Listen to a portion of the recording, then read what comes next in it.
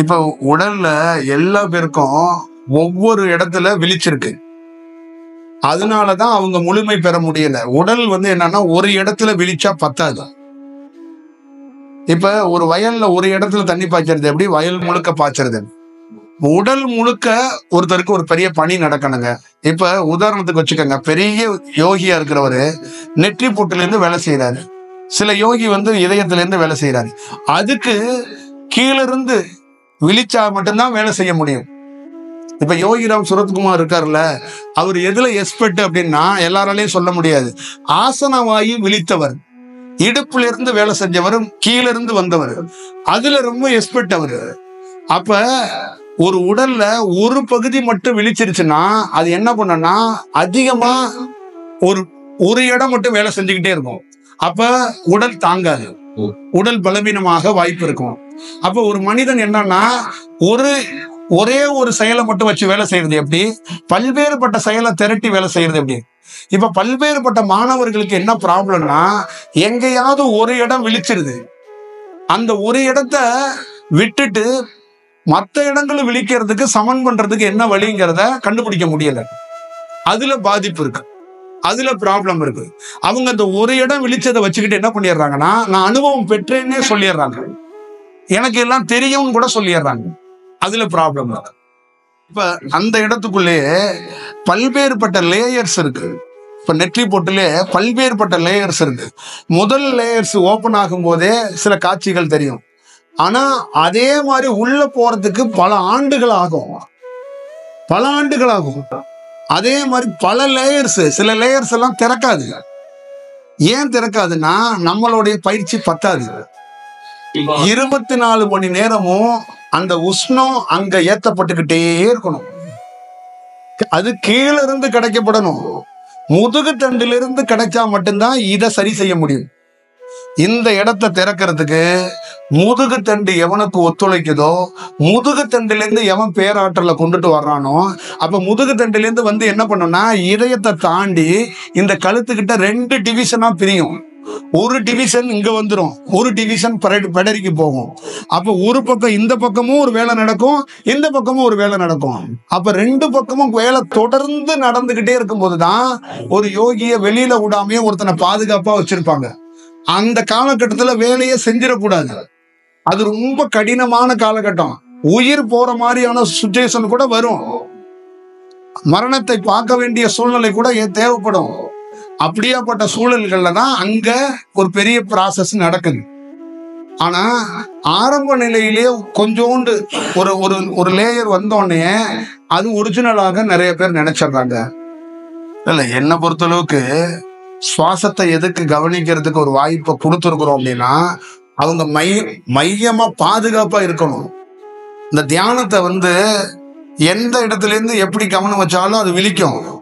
அது அப்படி பண்ணாம கொஞ்சம் பாதுகாப்பா போகணும். ஒரு மனிதனுடைய வாழ்க்கை என்னன்னா, ஒருத்தர் பார்த்து கொடுக்கணும்பாங்கல்ல, பக்குவத்தோட போகணும், உடல் தாங்கணும். நம்ம குரு பரம்பரையிலேருந்து எல்லாருமே நீங்க போகவே மாட்டீங்க, இங்கே இருக்கிற ஆளுங்க கிடையாது. நீங்க பல்வேறுபட்ட வேலைகள்ல இருக்கிற ஆளுங்க. அப்ப அதுக்கேற்ற மாதிரிதான் இந்த காலகட்டத்துல வழி நடத்தப்படணும், அதுக்கேற்ற மாதிரிதான் கொடுக்கணும். தீவிரமான ஒரு செயலை செஞ்சா நீங்க இயல்பு வாழ்க்கையிலேருந்து கீழே விழுந்துருவீங்க. இப்ப நல்ல ஞாபகம் வச்சுக்கோங்க, சுவாசத்தை கவனிக்கிறதோ இல்ல ஒரு இடத்துல கவனம் வைக்கும் போது இங்க இழுத்துட்டு போயிரும் கவனம். எங்கெங்கெல்லாம் உடல்ல அதி தீவிரமான தாக்கம் இருக்கோ அங்க கவனத்தை கொண்டு போய் வைக்க முடிய வச்சிரும். அப்ப இழுத்து அந்த இங்க ஏன் வைக்கிறதுனா, இங்க இருந்து இங்க போய் முட்டப்படும் காற்று, திருப்பி அது எல்லாம் எங்க போகுது அப்படின்னா கீழே இடுப்பை நோக்கி தான் வரும். அப்ப இடுப்புல இருந்து ஒரு வேலை தொடங்கி இடுப்புல இருந்து நடக்கப்பட்டு தான் மேல வரணும். அப்ப அந்த வேலைய இடுப்புகிட்ட இருந்து வேலை செய்யறதுக்கு இங்க இருந்து தான் வேலை செஞ்சு ஆகணும். அது ரொம்ப கவனமா கையாளணுங்கிறதா நம்ம சொல்லிக்கிட்டே இருக்கிறோம். அதுதான் ரொம்ப ரொம்ப முக்கியம் அப்படின்னு நம்ம சொல்றோம். இப்ப அந்த திருவண்ணாமலையோடைய பெரிய அடிநாதமே அடி முடிங்கிறதே இடுப்பதான் அவர் அடின்னு சொல்லியிருக்கிறாரு. இந்த அடியும் முடியையும் யாரு காணாம ஒரு வேலை செய்யறாங்களோ அவங்க ஒரு நல்ல செயலுக்குள்ள இருக்க மாட்டாங்க. இப்ப இந்த உலகம் பல நாள் நீங்க பல தியானத்தை பார்த்துட்டீங்க, பல புத்தகத்தை பார்த்துட்டீங்க. கீழே இடுப்புல இருக்கிற ஒரு நரம்பு சுருண்டு இருக்குன்னு உங்களுக்கு எல்லாருக்கும் தெரியும். ஏன் அதை விழிக்க வைக்க முடியல? அதை விழிச்சிருக்கான்னு அவ்வளவு சாமானியமா சொல்லவும் முடியல. நீங்க தியானம் பண்ணா இடுப்புல ஒரு நரம்பு இப்படி ஏறுற மாதிரி, பாம்பு போற மாதிரி எல்லாம் இருக்கும். அது ஆசன வாயு விழிச்சிருச்சான்னா அது இல்ல. ஆசன வாயுக்குள்ளேயே பல்வேறுபட்ட செயல்கள் இருக்கு. புரியுதுங்களா? அது மேலோட்டமா விழிக்கிறது அது கிடையாது. அது தீவிரமான ப்ராசஸ் அதுக்குள்ள இருக்கு. ஒரு ராக்கெட்டை நீங்க அனுப்புறீங்கல்ல, அதே மாதிரி ஒரு தனி மனிதன் ஞானம் அடைகிறது லட்சம் ராக்கெட் அனுப்புற மாதிரி. சாதாரண வேலை கிடையாது இது. சாதாரண செயல் வடிவமா அது அப்படி இப்படி எல்லாம் இது இல்லை. நான் உண்மையை சொல்கிறேன். அவ்வளோ டீட்டெயிலிங்க உள்ள இருக்கு. அந்த இடுப்பு பகுதியிலே அவ்வளவு டீட்டெயிலிங் இருக்கு. அப்ப அந்த மனிதனுக்கு இடுப்பு வலி வரும், துன்பம் வரும், நிறைய கஷ்டங்களுக்குள்ள இருக்கும். ஆனா அதெல்லாம் அந்த உடலை எப்படி பக்குவப்படுத்தணும்னு சூட்சமத்திலேயே வழி நடத்தும். அதை எப்படி சமன் பண்ணிக்கணும்னு அதுக்கு தெரியும். அவனை பலவீனம் அடையவே விடாது. ஏன் விடாதுன்னா, அவனுக்கு கொஞ்சம் நல்ல தியானம் வந்துருச்சுங்களே, தியானத்தை விட்டு போகவே மாட்டான். என்ன துன்பம் வந்தாலும் அதுல போராடதான் பார்ப்பான், அதை விட மாட்டான்.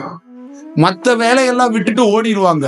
இந்த தியானம் பண்றவங்க மட்டும் ஏன் விட்டுட்டு ஓட மாட்டாங்கன்னா, அந்த பலத்தை அது கொடுக்கும். இன்னும் போ போ போ போன்னு கொஞ்சம் புஷ் பண்ணிக்கிட்டே இருக்கும். அதை நம்ம தெரிஞ்சுக்கணுங்கிறதா நம்ம சொல்றது. இப்ப இதெல்லாம் வடிவமா, பேச்சு வடிவமா ஏன் கொடுக்காம மறைப்பொருளா ஏன் சித்தர்கள் வச்சாங்க, நம்மளும் மறைப்பொருளா ஏன் வச்சிருக்கோம்னா, இது ஆசையா மக்களுக்கு மாறிடும். புரியுதுங்களா? இப்ப தியானத்துல நீங்க என்னைக்காவது ஒரு அனுபவம் பெறணும்னு ஒரு வேலை செய்யணும், அவ்வளவுதான்.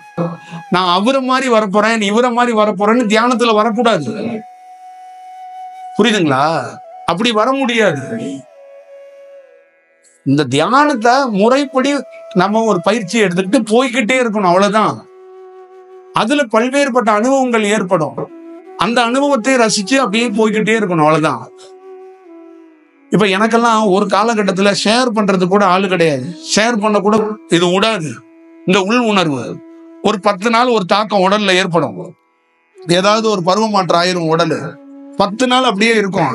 11வது நாள் நம்ம ஒரு அனுபவத்தை பெற்றுட்டோம்னு கொண்டாடிக்கிட்டு இருப்போம். 11வது நாள் அது இருக்கவே இருக்காது உடல்ல. நார்மலுக்கு வந்துடும். அப்புறம் திருப்பி அப்படியே போயிட்டே இருக்கும். திருப்பி 6 மாசம் கழிச்சு இன்னொரு அனுபவம் வரும்.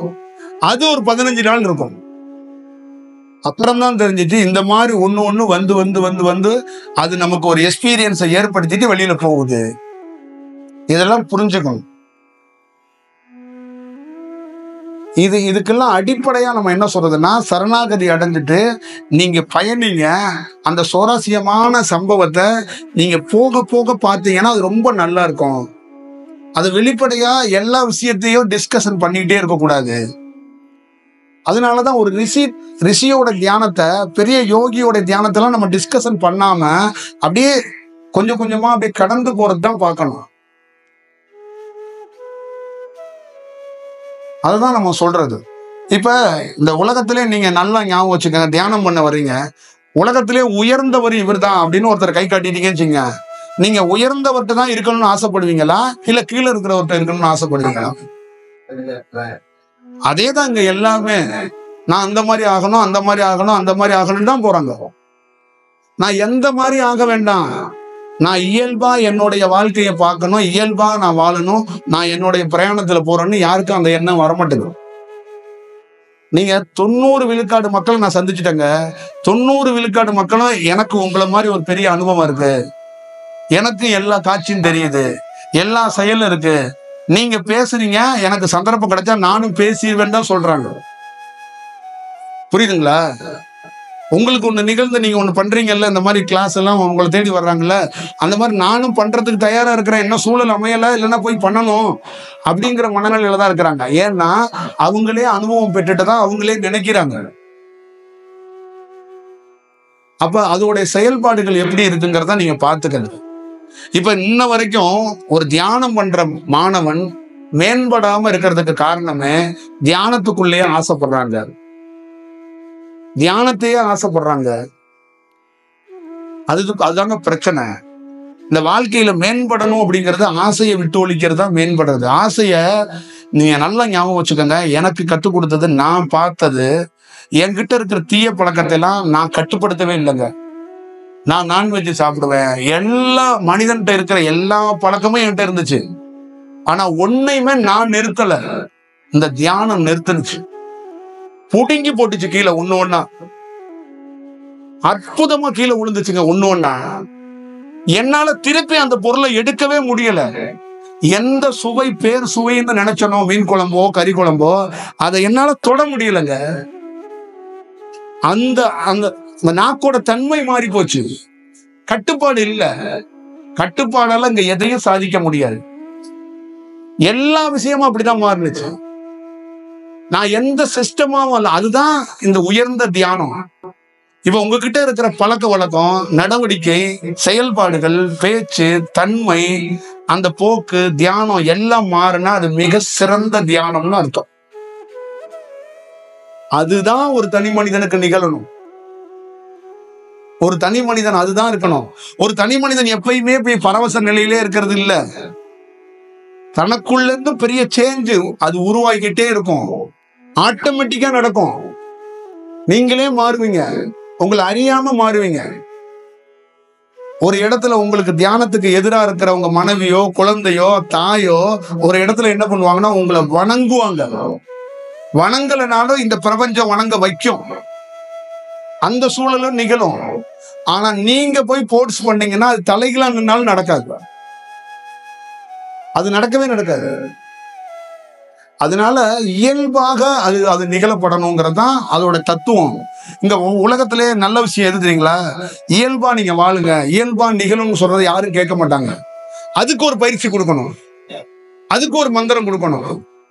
மக்கள் என்ன நினைக்கிறாங்கன்னா எனக்கு ஒரு வேலை கொடுங்கிறாங்க. நான் சொல்றேன், வேலையை ஒழிக்கிறதுக்காக தான் தியானமே. நீ மீண்டும் ஒரு வேலை கேட்கிற, 7 மணிக்கு ஒரு தியானம், 8 மணிக்கு ஒரு தியானம். தியானம் எப்ப வேணாலும் பண்ணலாம், எந்த நேரம் வேணாலும் பண்ணலாம். அதுக்கு கால வரையறையெல்லாம் கிடையாது. எல்லா நேரமும் பண்ணலாம். அந்த உலகத்துல கண்டுபிடிச்சதுல தியானத்துல சுவாசம் 2 சுவாசம் தான், இரவு பகல். இரவு பகலே நீ சுவாசமா தான், நீயே தான் இருக்கிற. பொழுது விடியறது பொழுது போகுது நீ நினைக்கிறல்ல, அதுக்கு காரணமே உன் சுவாசம் தான். பொழுது விடியறதுக்கும் பொழுது போறதுக்கு நீயே இரவா இருக்கிற, நீயே பகலா இருக்கிற. இதை நீ தெரிஞ்சுக்க மாட்ட. நீ வெளியில என்னமோ ஒண்ணு தெரிஞ்சுக்கிற. நீ தான் இரவு, நீ தான் பகல். இது ஒரு மனிதன் தெரிஞ்சுக்குவானா? அதுக்கு காரணம் இந்த சுவாசம் தான். இந்த சுழற்சியில நடக்கிறதா செயல். நீ சோதிச்சு பாரு. இங்க இருக்கிற எல்லா சிவலிங்க கோவில்ல சிவலிங்கத்தை வச்சிருக்கிறாங்களே, அந்த ஆவடை அந்த சிவலிங்கங்கிறது 2 சுவாசம் தான். கீழே இருக்கிறது ஒரு சுவாசம், மேல இருக்கிறது ஒரு சுவாசம். 2 சுவாசமும் சேர்ந்தே இருந்தாதான் அது பலம், அது சமம். பிரியவே கூடாது. 2, 8 தத்துவம்லாம் சொல்லுவீங்கல்ல, இதுதான் அது. பிரிஞ்சிடக்கூடாது. 2 சேர்ந்தே இருக்கணும். அப்ப 2 சேர்ந்து இருந்தா, 2 காற்று சேர்ந்தே இருந்தா அந்த மாதிரி ஒரு செயல் வடிவம் நிகழும். அது முழுமைன்னு பொருள். அது மிகப்பெரிய சக்தி வாய்ந்ததுன்னு பொருள். அது இரவாகவும் இருக்கும், பகலாகவும் இருக்கும். இந்த வடிவம் எல்லாம் உள்ளுக்குள்ளேயே இந்த பிரபஞ்சத்தோடைய அத்தனை சுழற்சியும் நம்ம உடலுக்குள்ள இருக்குங்க. பூமி சுழல்றத ஒரு தனி மனிதன் அவனுடைய புருவ மத்தியிலிருந்தே பார்க்க முடியும். இந்த அண்டத்துல இருக்கக்கூடிய அண்டத்துல இருக்கக்கூடிய எத்தனையோ லட்சோப லட்ச அணுக்களை தன்னுடைய புருவ மத்தியிலிருந்து பார்க்க முடியும். இறைவனை இதயத்திலேயோ புருவ மத்தியிலேயோ ஒருத்தனால பார்க்க முடியும். இந்த பிரபஞ்சத்தை தலையோட உச்சியிலிருந்து ஒருத்தனால தொடர்பு கொள்ள முடியும். நம்மளே ராக்கெட்டுங்கிறது இந்த உச்சி தான், உச்சி குழி தான். ஆகாயத்தோட விஷயத்த கேமரா வச்சுக்கிட்டு செவ்வாயில குடியேற்ற போறாங்கிறான்ல, ஒரு யோகி உட்கார்ந்த இடத்துல இருந்து இந்த குழி வழியாக ஆகாயத்துல இருக்கிற செயல்களை தொடர்ந்து தெரிஞ்சுக்கிட்டு அவன் செய்தியா எழுதுறான், படிக்கிறான், கொடுக்குறான் மக்கள்கிட்ட. அவன் அலட்டிக்கல. அவன் எந்த செயலுக்குள்ளேயும் நான் ஒரு பெரிய ஆளா அப்படின்னு சொல்லிக்கல. அவன் எழுத படிக்க தெரியாதவன் கடைசிக்கு. அவன் இந்த அண்டத்தை பத்தி நுட்பமா சொல்லிட்டு போயிட்டே இருக்கிறான். அவன் கத்துக்கிட்டது என்னன்னா, கருமாதி பண்ணல, அந்தியளவு பண்ணல, சடங்கு வைக்கல, சம்பிரதாயம் பண்ணல, எதுவும் பண்ணல. ஆண் குழந்தை வேணுமா, சாமியாரை போய் பார்க்கல. பெண் குழந்தை போகணுமா, சுவாசத்திலே சந்திக்க முடியும்னு சொல்றான். வெள்ளிக்கிழமை எப்படி இருக்கணும், வியாழக்கிழமை எப்படி இருக்கணும், ராகு திசையில எப்படி இருக்கணும், கேது திசையில எப்படி இருக்கணும், சுக்கிர திசையில எப்படி இருக்கணும், எல்லா திசையிலையும் சுவாசத்தால ஒருத்தன் சரியான சமமாக நிக்க முடியும்ட்டான். சுவாசத்தை வச்சு நீ இந்த உலகத்தை எப்படி வேணாலும் மையப்படுத்திக்க முடியும்ட்டான், சமன்படுத்திக்க முடியும்ட்டான், ஏற்க முடியும்ட்டான், ஒன்னையும் சரி செஞ்சுக்க முடியும்ட்டான். அதுக்குள்ள எல்லாமே உள்ள கொண்டாந்துட்டான். அதை முழுமையா அறிஞ்சவன் தான் சொல்றான், நான் காலமா இருக்கிறேன், நேரமா இருக்கிறேன். அப்ப இந்த காலமா இருக்கிறவன், நேரமா இருக்கிறேங்கிறவன் எதை சொல்றான் மையமானா, இந்த கிரகங்கள், இந்த கோள்கள்லாம் எப்படி இயங்குங்கிறத எனக்கு தெரியும், நான் பார்த்துட்டேன், அதோட சுழற்சியாவே நானும் இருக்கிறேன்ட்டான். நீ தனியா ராகுன்னு பாக்குற, நான் தான் ராகு. நீ தனியா கேதுன்னு பாக்குற, நான் தான் கேது. அது எல்லாமாகவும் நான் இருக்கிறேன் அப்படின்ட்டான். ஆனா அது மாதிரி மாற்றுறதுக்கு பல ஆண்டுகள் ஆகும், பல செயல் வடிவங்கள் ஆகும். அப்ப நீங்க எவ்வளவு பெரிய வரலாறுன்னு நீங்க பார்த்துக்கங்க. வாழ்க்கையில நீங்க பொக்கிஷங்க இதை கண்டுபிடிச்சிட்டு நீங்க இதை இருக்கும் போதே அனுபவிச்சு வாழும் போது இதை தாண்டி வேற என்ன இருக்க போகுது? நீங்க எந்த போய் பல்கலைக்கழகத்துல படிச்சாலும் இந்த ஏரியாக்குள்ள வர முடியாது.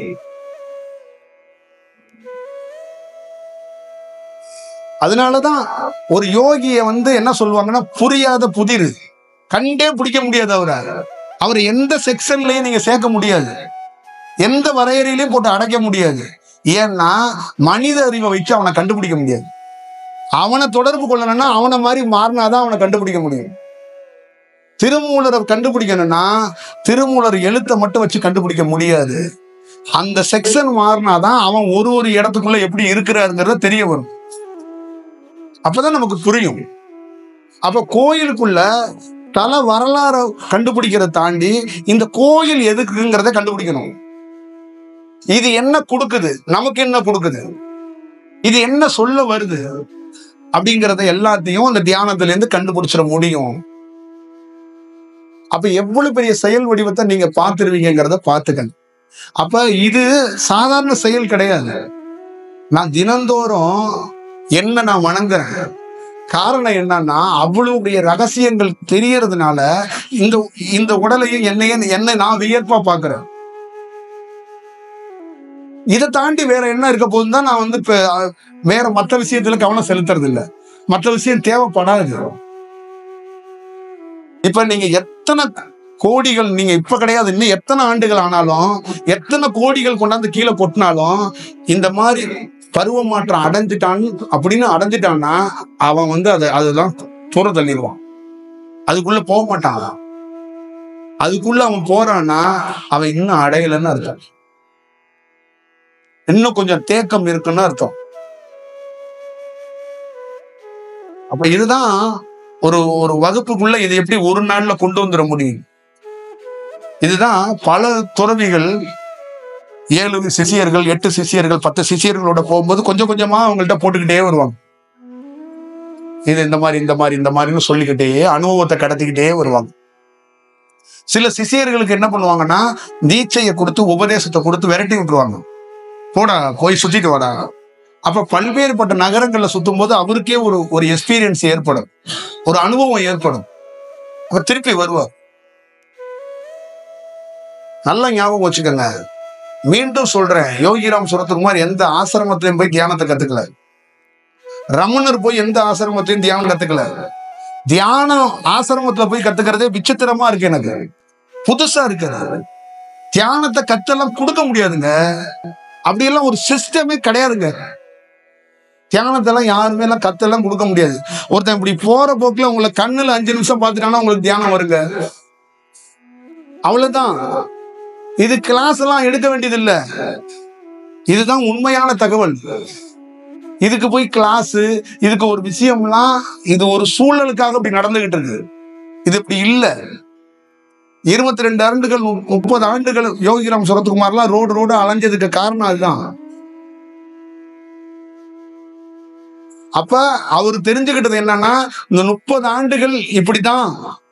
அந்த 30 ஆண்டுகளுக்குள்ள என்ன ஆயிடுச்சு, உடல் பலப்பட்டுருச்சுங்க. ஒரு சக்தி வந்துருச்சு, அதை தாங்கிறதுக்கு உடல் பலப்படணும். ஒரு குரு 30 ஆண்டுகளாகவும் உடல் பலமா வச்சுக்கணும். 30 ஆண்டுகள் கழிச்சுதான் உனக்கு சக்தி வரும். நீங்க இருந்தா இருப்பீங்களா? நீங்க அட போங்க, அங்கிட்ட 30 நாள்ல ஒருத்தர் ரெடி பண்ணி தருவாரு என்ன அப்படின்ட்டு போயிருவீங்க. அப்ப இந்த பிரபஞ்சம் என்ன பண்ணுனா உனக்கு நிகழ போறதை எதையுமே சொல்லாது. உன்னை மௌனத்துல ஆழ்த்தி நீ அழுகிறியா அழுகு, சிரிக்கிறியா சிரி. இன்னைக்கு தியானம் வரும், நாளைக்கு தியானம் வராது, நாளைக்கு மறுநாள் நானே வருவேன், நாளைக்கு மறுநாள் நான் வரமாட்டேன். இப்படியே கொஞ்சம் கொஞ்சமா கூட்டிட்டு போவோம். ஒரு இடத்துல வெக்ஸ் ஆகுற மாதிரி சூழல் கூட வரும். ஆனா அங்கேயும் உங்களை விடாது. அதான் ஒரு விஷயம். நீங்க யாரை வேணாலும் பாருங்க, அனுபவம் பெற்ற அத்தனை பேர்த்தையும் எடுத்து பாருங்க, வாழ்க்கைய எந்த வாழ்க்கையை வேணாலும் புரட்டுங்க. ஆனா இன்னைக்கு இருக்கிற சமீபத்துல கிளாஸ் எடுக்கிறவங்க வாழ்க்கையே நீங்க படிங்க. அவங்க எழுதி வச்சிருக்காங்களா ஒரு புத்தகம், அதையும் படிங்க. அவங்களுடைய லைஃபுக்கும் இவங்களோட லைஃபுக்கும் நீங்க என்னங்கிறத நீங்களே தெரிஞ்சுக்குவீங்க.